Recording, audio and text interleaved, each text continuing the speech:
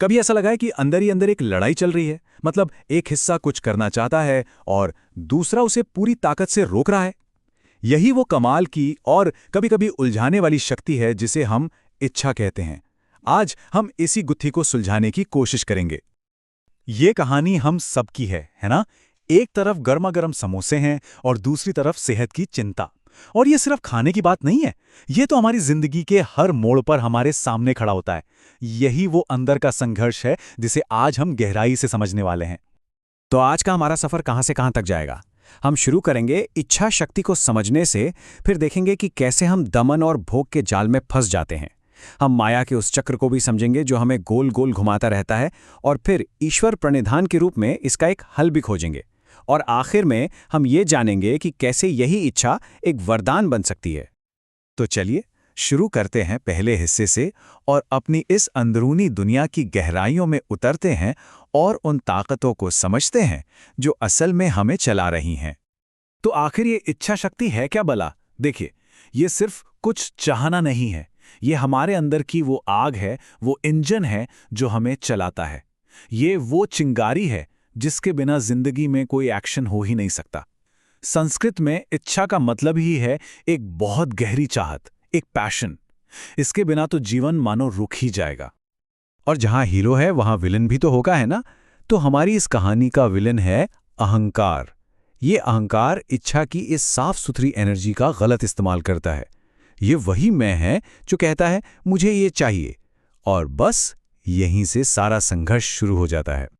इसको ना एक बहुत सिंपल से उदाहरण से समझते हैं। मान लीजिए पिज़्ज़ा खाने की बहुत तेज इच्छा हुई। यह है आपकी इच्छा शक्ति। लेकिन तभी दिमाग का दूसरा हिस्सा कहता है, अरे नहीं, यह सेहत के लिए ठीक नहीं है, वजन बढ़ जाएगा। अब क्या होता है? अंदर एक जंग छिड़ जाती है, इच्छाओं की लड़ाई। यही वह संघर्ष है जिसका हम सब लगभग हर रोज सामना करते हैं। तो जब ये इच्छा की लहर उठती है, हम करते क्या हैं? हमारा अहंकार हमें दो खतरनाक रास्तों पर धकेलता है। चलिए देखते हैं कि ये दो रास्ते हमें ले कहां जाते हैं। हमारे पास दो ऑप्शन होते हैं। या तो हम इच्छा को दबा दें, कुचल दें, जिसे कहते हैं दमन, या फिर उसमें पूरी तरह डूब जाएं, जिसे कहते हैं भोग। एक रास्ता हमें अंदर से तोड़ता है और दूसरा हमें अंदर से खोखला कर देता है। और मजे की बात यह है कि दोनों ही रास्ते हमें मंजिल तक नहीं पहुंचाते। दमन के साथ सबसे बड़ी प्रॉब्लम यह है कि यह काम ही नहीं करता। आप अपनी इच्छा को दबाने की कोशिश करते हैं, लेकिन वो मरती नहीं है। वो बस अंदर ही अंदर और टेढ़ी मेढ़ी और विकृत होकर पहले से भी ज्यादा ताकतवर हो जाती है। अगर आप दिन में पिज्जा खाने की इच्छा को जबरदस्ती रोकेंगे ना, तो हो सकता है रात को सपने में पिज्जा ही दिखाई दे। इच्छा सिर्फ कंट्रोल हुई है, खत्म नहीं। और दूसरा रास्ता है भोग का। यह अक्सर तब होता है जब हम अंदर से एक खालीपन महसूस करते हैं और उसे भरने के लिए किसी चीज में डूब जाते हैं। हम तब तक पिज्जा खाते हैं जब तक हमें उससे नफरत ना हो जाए। लेकिन ऐसा करके हम सिर्फ इच्छा को नहीं, बल्कि उसके अंदर की जो जीवन शक्ति है उसे भी खत्म कर देते हैं। और आखिर में हाथ क्या लगता है? सिर्फ पछतावा। अच्छा, तो एक तरफ दबाना, दूसरी तरफ डूब जाना। पर असली प्रॉब्लम तब शुरू होती है जब ये दो नाकाम कोशिशें एक साइकिल, एक चक्र बन जाती हैं। और ये एक बहुत बहुत सीरियस प्रॉब्लम की तरफ ले जाता है। इसे कहते हैं दोलन प्रभाव या ऑसिलेशन इफेक्ट। ये मुझे ये नहीं करना चाहिए और अरे मुझे तो ये करना ही है के बीच लगातार झूलते रहने का एक जाल है। एक हफ्ते तक सख्त कंट्रोल, फिर अचानक से भोग में डूब जाना और फिर अपराध बोध में वापस कंट्रोल पर आ जाना। ये बिल्कुल एक पेंडुलम की तरह है जो दो सिरों के बीच लगातार झूलता रहता है। ऐसे कोई मामूली आदत मत समझिएगा। हमारे शास्त्र इसे एक बहुत ही गंभीर समस्या कहते हैं। ये एक ऐसी रुकावट है जो हमें आध्यात्मिक रूप से आगे बढ़ने ही नहीं देती। इस लगातार झूलने के नतीजे बहुत गहरे हैं।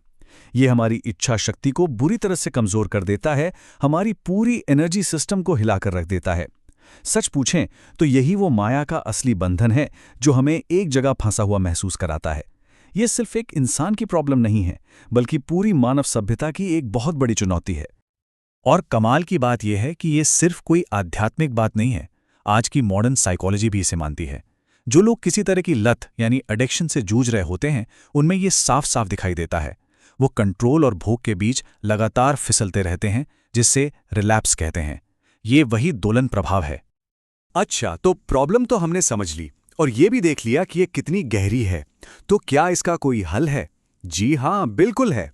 अब शास्त्रों में बताए गए उस खूबसूरत हल की तरफ बढ़ते हैं जो हमें इस चक्र से बाहर निकाल सकता है। और वो हल है मध्य मार्ग को खोजना। एक ऐसा सेंटर पॉइंट, एक ऐसा बैलेंस जहां न तो कुछ दबाना है और न ही किसी चीज में डूबना है। बस एक ठहराव है, एक सुकून है, एक शांति है। और जब हम इस सेंटर पॉइंट पर पहुंचते हैं तो हमें असली आनंद का अनुभव होता है। पर सवाल ये है कि इस बीच के रास्ते पर चले कैसे? इसका तरीका है ईश्वर प्रणिधान। इसका सीधा सा मतलब है सब कुछ सौंप देना, सरेंडर कर देना। अपना मन, अपना शरीर, अपनी इच्छाएं, अपने संघर्ष, सब कुछ उस एक परम शक्ति को समर्पित कर देना। ये कंट्रोल छोड़ने और विश्वास करने का अभ्यास है। अब ये सुनने में शायद बहुत बड़ा फलसफा लग रहा होगा, है ना? पर यह एक बहुत ही प्रैक्टिकल तरीका है जिसे हम अपनी रोज की जिंदगी में अपना सकते हैं। चलिए देखते हैं कैसे। चलिए हमारे पिज़्ज़ा वाले उदाहरण पर वापस चलते हैं। इस बार लड़ना नहीं है। सबसे पहले जब इच्छा उठे तो मन को थोड़ा शांत करें। हो सकता है आप माला लेकर 108 बार मंत्र जाप कर लें। फिर जब आप खाने बैठें तो उस काम को एक पूजा की तरह करें, जैसे कि आप परमात्मा को भोग लगा रहे हों। इस अनुभव को मेरे लिए नहीं बल्कि उस परम सत्ता को याद करते हुए करें। आप खुद देखेंगे कि आप अपने आप सही मात्रा पर रुक जाएंगे, न कम न ज्यादा।